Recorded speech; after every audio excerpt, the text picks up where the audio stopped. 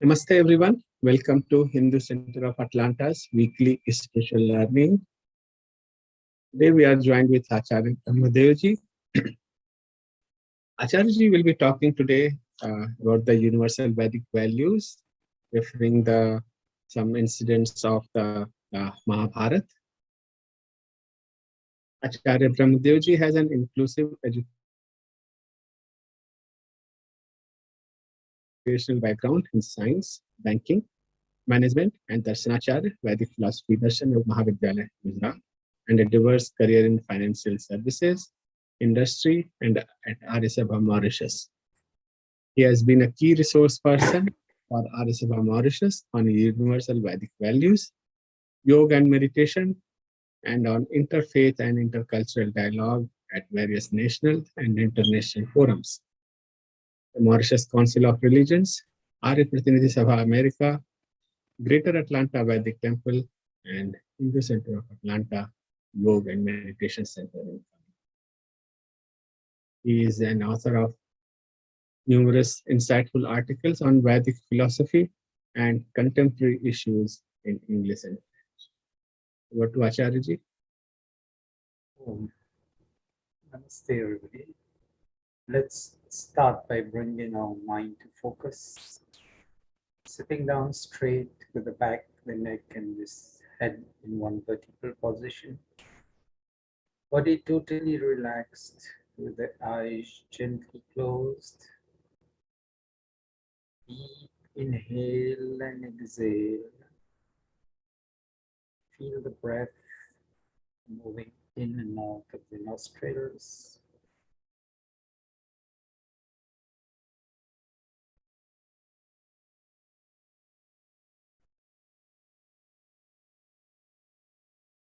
We are going to chant Om 3 times during the exhale process. So deep inhale and then we'll chant Om.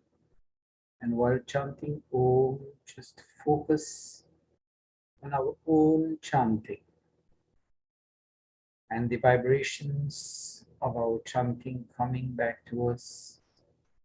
We should be able to feel some moments of connection to the inner self with the silence, peace within ourselves.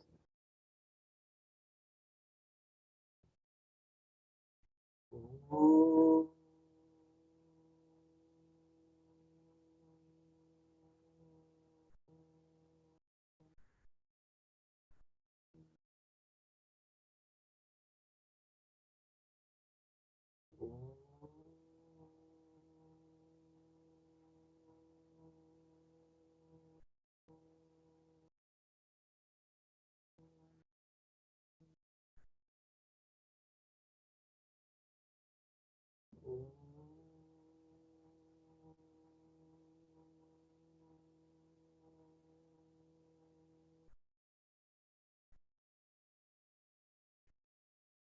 Om Bhurabhuvasva Tatsaviturvarenyam Bhargo Devasya Dhimahi Dhiyo Yona Prachodayat.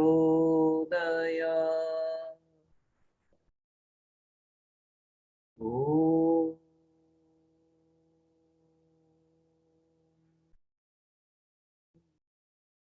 Joining the palms together, rub them gently, cover the eyes, and slowly open the eyes below the palms. External light don't hit our eyes and transfer energy to the facial muscles. Welcome, everybody. Today, we are going to take universal values from the Mahabharata. Last time we looked from the Ramayana.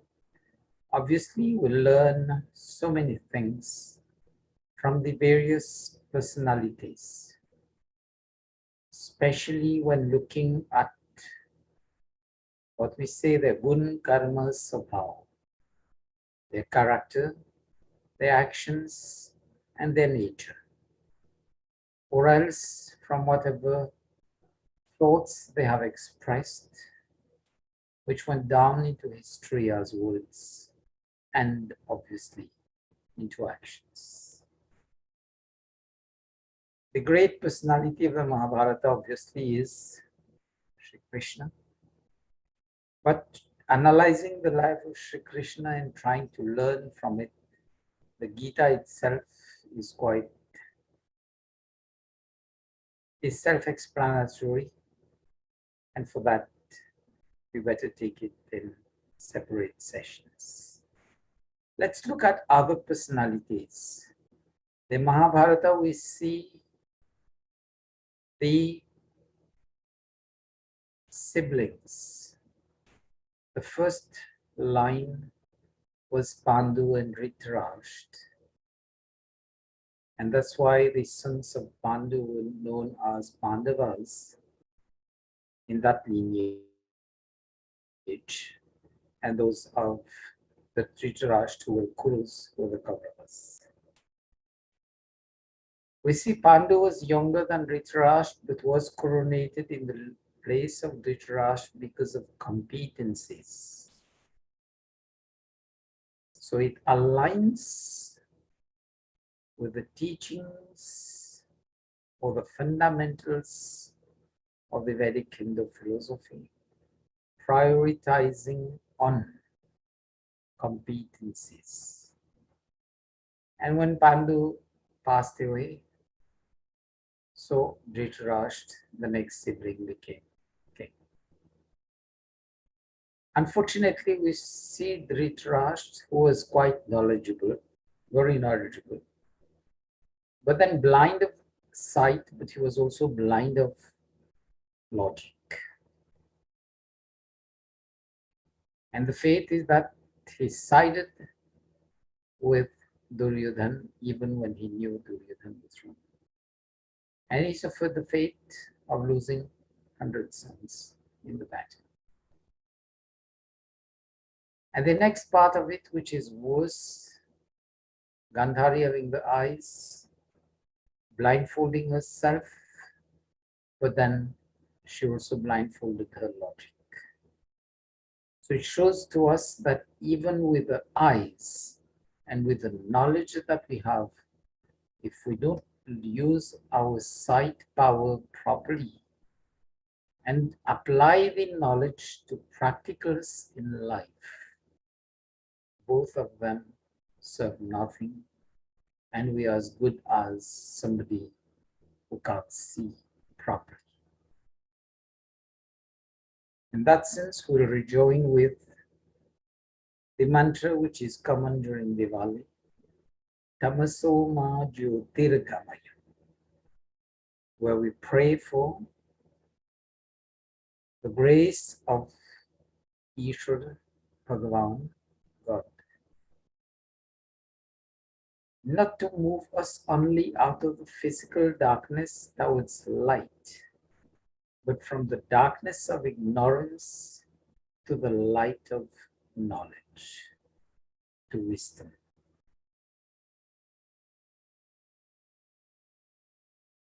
Going further down the line, we all know Yudhishthir was known as Dharmaraj Yudhishthir because he did his utmost to live as per the tenets of the teachings of Dharma, righteous living, righteous conduct. And the other part, which we see when the battle is engaged, Arjun asks Sri Krishna to bring the chariot, to bring his chariot in between the two lines. He wanted to see and analyze both lines. On one side, he saw his brothers, friends, supporters. On the enemy lines, he also saw his cousin brothers, his elderly in the family like Bhishma Pitamaha and others, also saw his gurus, Dronacharya and others. And that brought the blight to him. How can he fight his own siblings, and how can he fight against his own elders and the gurus, the teachers. He got the knowledge of the Gita from Sri Krishna. That was the right, true knowledge. And we're motivated with that. He engaged into the war. He already knew how to fight. He was a great warrior. But then that knowledge empowered him to overcome the doubts, the fear that he had, what would be the outcome of the war. So we see knowledge empowering Arjuna to stand for Dharma and also came out of this battle as a victor.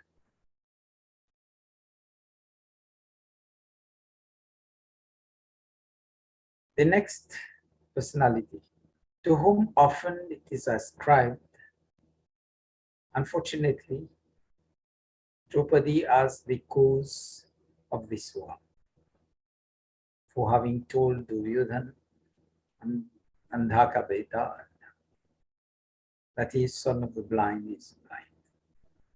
Duryodhana mistook a pool, the surface of the water level to be glass, and stepped into it. Obviously, he fell. And that shows to us the other precept of Dharma. Satyam bruyat, priyam bruyat, and whatever is said, be the truth, it has to be said with love and compassion, not to offend. That is from none. And then it says, na satyam prayat, na satyam bruyat, na priyam bruyat. Whatever is told is an offensive way, be the truth, shouldn't be told like that. But that is not the main cause of this war. The main cause of this war was Duryodhana, in spite of being more knowledgeable and more powerful warrior fighter than any of the Pandavas. The arrogance of his knowledge and might. Just as when we were looking at the Ramayana, Ravan had the same problem. The ego driving the person. Then he's lost. Whereas Arjuna surrendered to knowledge in all humility, then got Sri Krishna as the charioteer. So that's the difference which we should learn under circumstances. The other part of it is when Sri Krishna, as the last peacemaker, went to Duryodhana.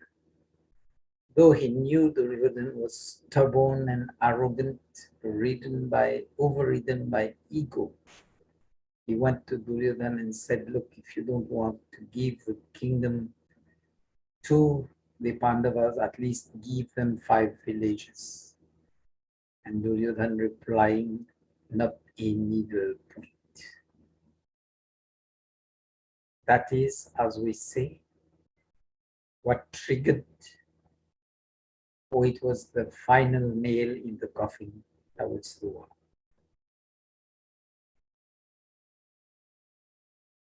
So we see when we are overridden by ego, logic ceases to be on our side.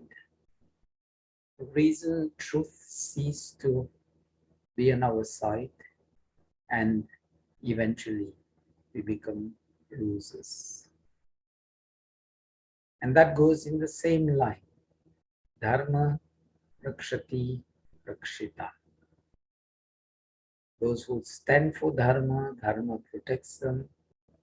And those go against Dharma, obviously they will lose on the lines of Dharma.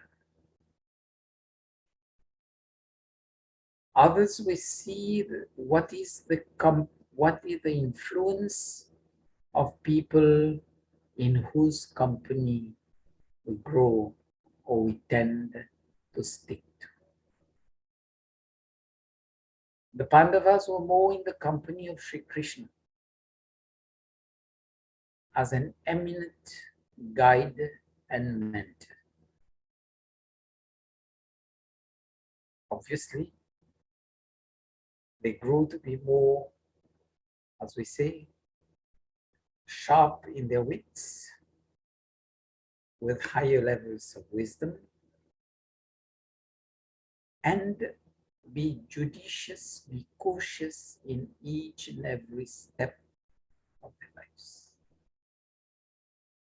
There's the episode of the wax castle, and because they were humble in all humility, they were also warned, be careful, this castle is a trick. The plan is to get all of you burnt into that, and they managed to escape. Likewise, so many of the circumstances we see, because they were only humble people, supported them everywhere. Whereas, on the other side, we see Duryodhan always guided by Shakuni, who unfortunately was selfish and who was blindfolded only by the thing that might is right. So it shows to us, as we say in English, if we see who are your friends, we can guess who you are or who you may be in terms of personality. I'm just bringing those things into the day-to-day world, day-to-day life. So we see the comparison. If we keep company of good people, we'll tend to be good and will work towards goodness, which we see in the Pandavas. And when we keep company of evil people, we are more inclined to evil actions and will suffer the fate of those Duryodhan and Shakuni. Great personalities of the Mahabharata, two of them, Bhishma Pitama and Vidur. And in the Mahabharata, there's one Bhishma Parva, which is worth reading, studying, contemplating, and understand that and see how many small things we can learn for our own benefit and re-gear our life to be more humane and have increased level of happiness, peace, and prosperity. As we say, sukha, shanti, and samriddhi. Likewise, there is the Vidur Parva. That is also very inspiring and very enlightening for our own study, wisdom, and grow to better, happier, peaceful life. We all know Bhishma Pitamaha falling under the arrows of Arjuna, and thereafter he starts talking all the good things and put the question put to him, he answers back that he sided with the Kauravas only because he had the obligation, he was eating their food. So that tells us also, whenever and wherever we are invited to, let's have a look and not just be blind and consume whatever we have in front of us. Obviously, we have the saying in Hindi which says, Jaisa an vaisa man. So our food has an influence on our mind and emotions. But then the other saying which says, Jaisa ahar, vaisa vichar, or vaisa vyavahar. So it says, as whatever be the foods that we have, that is going to influence our thoughts and our character, our actions, our behavior. If our food are more towards sattvic, pure, and nourishing, health promoting, etc., obviously we'll nurture good thoughts and will engage into good actions. If our food is more rajasic, that is too hot, too spicy, etc., but will turn to be more turbulent, unstable in our thoughts. At times we'll think about this thing, and at other times we'll probably think about the opposite of that, and that reveals instability of thoughts, of mind, but also makes us more turbulent in terms of our physical behavior. We'll be less calm, more turbulent, and more disturbed, easily swayed in adverse situations. And if you have more tamasic food which are dull, which leads to intoxication, etc., obviously will be dull, and in the state of aberration or intoxication, eventually we lose our state of mind, our logic, and everything. So that is one important thing which we learn from Bhishma. But then the other characteristics of Bhishma, he stands for righteousness. He fails when Draupadi was disrobed, and he gives the explanations of why. But throughout, otherwise, we see him standing for righteousness. And his personality is a towering personality. Vidur, though with a lower profile, but the way he stands as an advisor to Dhritarashtra, though Dhritarashtra doesn't like it, he always insists for truth, for dharma, and righteous behavior. Often he is admonished by Dhritarashtra, but he says, look, I'm an advisor and I have to be a truthful advisor to you whether you like it or not. Unfortunately, nowadays, in terms of good governance, we see leaders having so many advisors around us, but are they as astute as Vidur to be able to tell the truth to the people whom they are supposed to advise?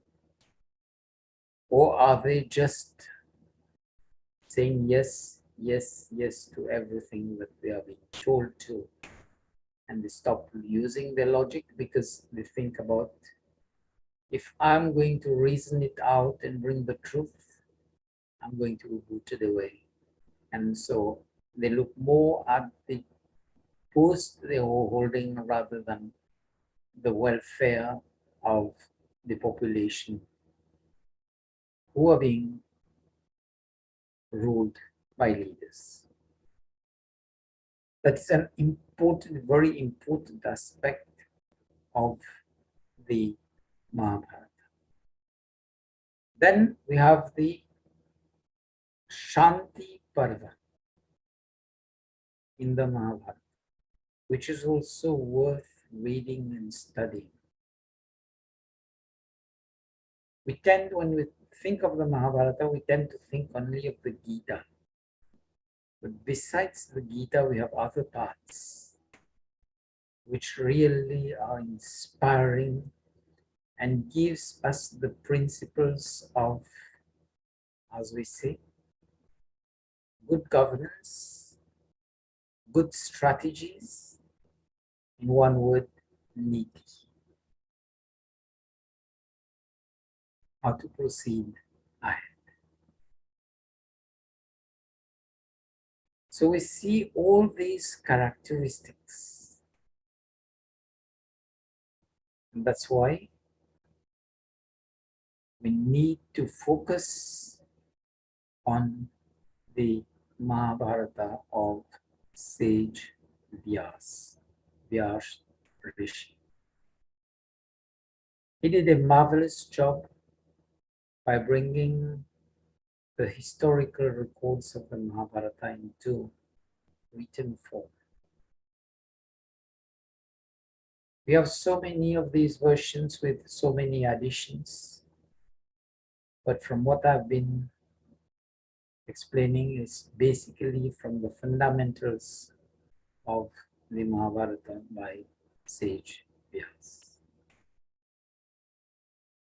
Because sticking to the core teachings is more inspiring, and then it brings us to better focus on the subject matter. And we have so many other things to learn from the various personalities in the Mahabharata. One session is not enough. I just hope I've been able to bring some insight through some short analysis and of personalities and circumstances, and wish you all that you'll be able to take some time, look at the various parts which I mentioned, mainly Bhishma Parva, Vidur Parva, Vidur Niti, where besides the Gita itself as an inspiring, authoritative text. So wish you all well on this learning curve, and leave it to Dhananjay Right to closing. Thank you, Acharyaji. You very well explained from the Mahabharata that if your friends are good, you will become good and you will achieve higher success. And if your friends are bad, then you will have the difficulties in your life as your friends will have also. So thank you, Acharya, for your weekly service for the spiritual learning for the adults today. Uh, Hope to see you all on our other programs also. We have a Friday program for the kids and young youth, that's Sanatan Dharma Simplified, and Saturday we have a weekly satsang at 10:30 in the morning on Saturday, and kids program is on Friday 9 p.m. Eastern time, and on Sunday spiritual learning for the adults at 9 p.m. Hope to see you all on those time. At the end, we will do the Om Jap and then after that we will end. Just one final word. The last programs were from Mauritius and Zone. I'm now in Atlanta, the Hindu Center of Atlanta, so you may join me. If you have any query or you want an appointment to discuss, and we can plan other learning sessions, maybe in person or on Zoom. So please don't hesitate. You may contact us. It's Hindu Center of Atlanta at gmail.com, or send us a message on Messenger, Facebook. That is also the Facebook page is Hindu Center of Atlanta. Else, you may join us on phone 770-666-3435. 770-666-3435. That line is also WhatsApp enabled. So even if the discussions are long, we can shift to WhatsApp and we can shift to Zoom. So please don't hesitate. We are here to serve you. So we're here if you need our services, or priestly services, or any counseling, any advice, or any guidance, or even for specific queries, please contact us. Thank you. One Om job. Sit down straight, one deep inhale, and chanting the Om while exhale. Om. Om. Namaste, everybody. Good night and